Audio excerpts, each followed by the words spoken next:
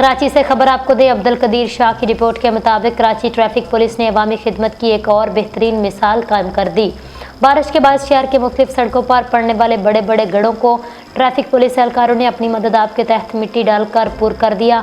यह कदम SOPIB और KRPIB के अफसरान और एहलकारों ने मुश्तरका तौर पर अंजाम दिया, जिससे शहरियों को शदीद मुश्किलात और हादसात से बचने में बड़ी सहूलत मिली। तफसीलात के मुताबिक बारिश के बाद शहर की टूटी फूटी सड़कों ने आवाम के लिए परेशानियों में इजाफा कर दिया था।